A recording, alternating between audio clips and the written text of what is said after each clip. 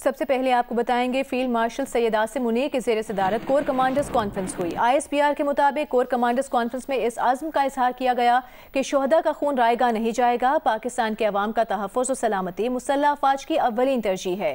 Conference के शुरका ने कहा कि भारतीय हिमायत याफ्ता और स्पॉन्सर्ड प्रॉक्सीज़ के खिलाफ हर सतह पर फैसला कुन और जामे कार्रवाइयाँ जारी रखना नागुज़ीर है। वाज़ेह शिकस्त के बाद भारत अब फितनाल खवारिज और फितनाल हिंदुस्तान की प्रॉक्सीज़ से मज़मूम एजेंडा मज़ीद आगे बढ़ाने की कोशिश कर रहा है। कोर कमांडर्स कॉन्फ्रेंस में आर्मी चीफ ने कहा कि दो तरफा फौजी कशीदगी में किसी तीसरे फरीक को शामिल करना भारत की ब्लॉक पॉलिटिक्स को फरोग देने की बेबुनियाद कोशिश है, जिसका मकसद खिते में नेट सिक्योरिटी प्रोवाइडर के खुद साख्ता किरदार को गुमराह तौर पर पेश करना है। दुनिया भारत के तौसी पसंदाना अज़ाइम और हिंदुत्वा इंतहा पसंदी के खतरनाक रुझानात से बदजन होती जा रही है। कोर कमांडर्स कॉन्फ्रेंस में आर्मी चीफ ने वज़ीर आज़म पाकिस्तान के साथ ईरान, तुर्की, आज़रबाईजान, सऊदी अरब और मुत्तहिदा अरब अमारात के दौरों से आगाह किया। फोरम में मशरिक़ वस्ता और ईरान की हालिया पेशरफ्त के तनाजुर में दाखिली और खारिजी सलामती के उमूर का जायजा लिया गया। आर्मी चीफ ने मुल्क को दरपेश तमाम खतरात के खिलाफ पाक फौज की ऑपरेशनल तैयारियों पर एतमाद का इजहार किया। ट्राई सर्विसेज हम आहंगी मजबूत करने में पाक बहरिया और पाक फ़ज़ाइया की क़यादत को भी सराहा।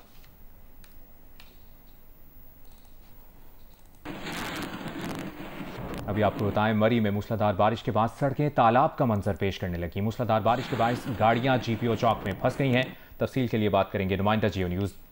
इस वक्त जो मनाजिर हम देख सकते हैं जियो न्यूज़ की स्क्रीन पर, वो मरी के हैं जहां पर मूसलाधार बारिश हुई है और इस बारिश के बाद मरी का मौसम मज़ीद खुशगवार हो गया है। जो सयाह वहां पर गए हैं वो इस मौसम को तो एंजॉय कर रहे हैं, लेकिन साथ ही साथ एक जहमत भी उठानी पड़ रही है। वो है कि इस बारिश के बाद चूँकि सड़कें तालाब का मंजर पेश कर रही हैं, हम इन मनाजिर में भी देख सकते हैं, उसके बायस शहरियों को थोड़ी परेशानी का सामना है क्योंकि ट्रैफिक की रवानी मुतासर हुई है।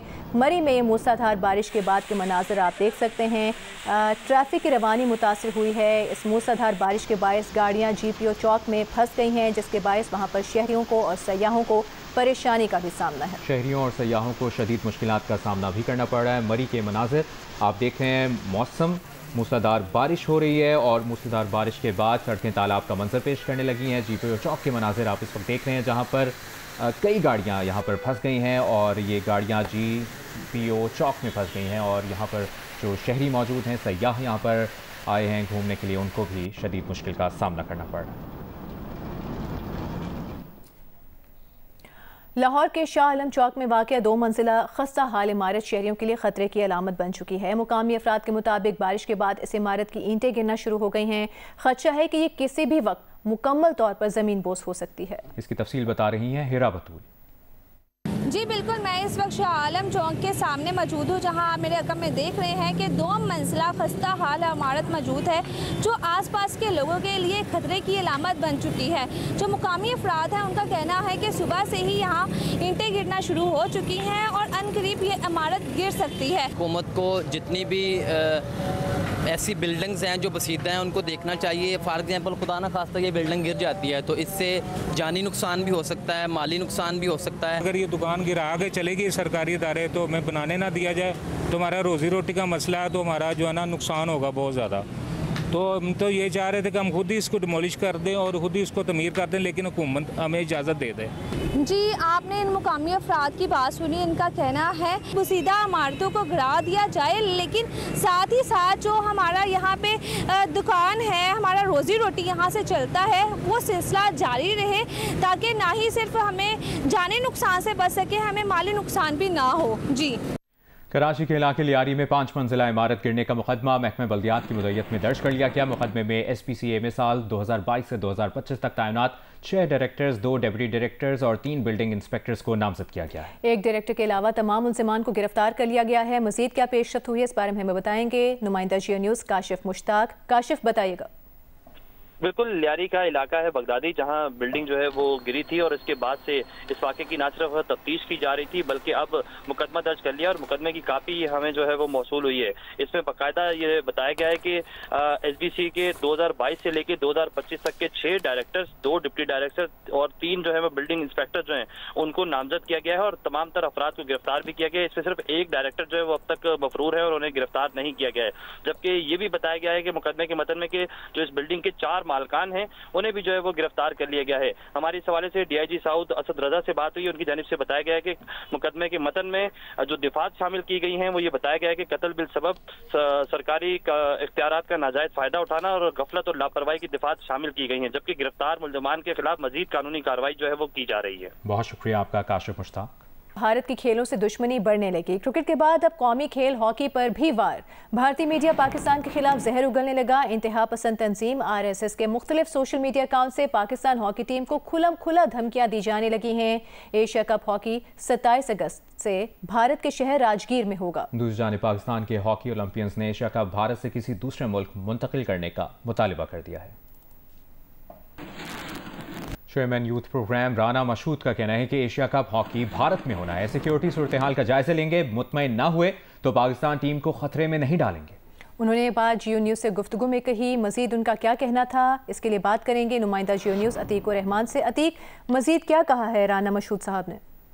देखें, जिस तरीके से भारतीय मीडिया ने सोशल मीडिया पर अपने चैनल्स पर पाकिस्तान के अगेंस्ट जहर उगलना जो है शुरू किया है, तो अब राना मशहूद साहब का यही कहना था कि अगर पाकिस्तान टीम की सिक्योरिटी से वो मुतमईन नहीं हुए, जो भी कहीं इवेंट होता है, किसी मुल्क में भी होता है, वहाँ सिक्योरिटी सूरत हाल का जायजा लिया जाता है, तो सिक्योरिटी सूरत हाल का जायजा लेंगे। अगर सिक्योरिटी सूरत हाल से मुतमईन नहीं हुए तो पाकिस्तान टीम के खिलाड़ियों को की जानों को खतरा में नहीं डालेंगे और टीम नहीं भेजेंगे।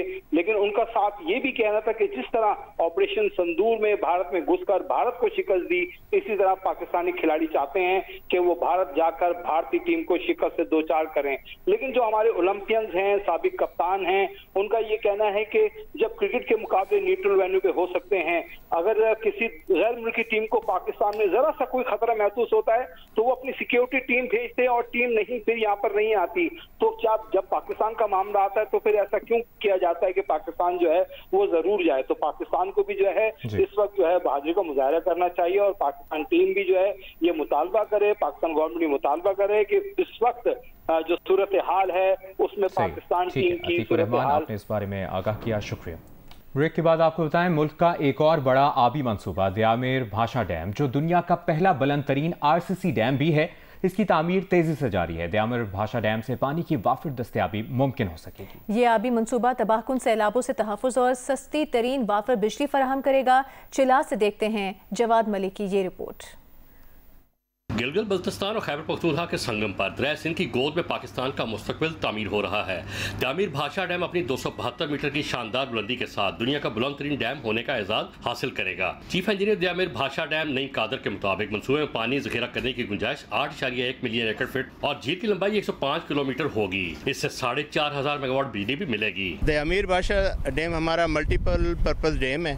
इसमें स्टोरेज भी है 8.1 मिलियन एकड़ फीट की। उम्मीद है कि 2030 तक हमारा ये काम पूरा हो जाएगा और जो हमारी पावर जनरेशन है वो भी 2032 तक इंशाल्लाह स्टार्ट हो जाएगी। वापडा हुकाम के मुताबिक साल 2030 तक स्टोरेज मुकम्मल हो जाएगा और इस पर 2000 अरब रुपए लागत आएगी। माहिरीन इसे पाकिस्तान की बका का मंसूबा करार दे रहे हैं। 4,500 मेगावाट इको फ्रेंडली और चीप इलेक्ट्रिसिटी है जो हमारी नेशनल ग्रिड में इंक्लूड हो जाएगी इंशाल्लाह। जो हमारी एंड ऑफ द प्रोजेक्ट जो कॉस्ट होगी वो 2000 अरब के करीब है। द्यामेर भाषा डैम की तामीर से पाकिस्तान में पानी जखीरा करने की सलाहियत 3 दिन से बढ़कर 45 दिन और तरबेला डैम की उम्र में 30 साल का इजाफा हो जाएगा।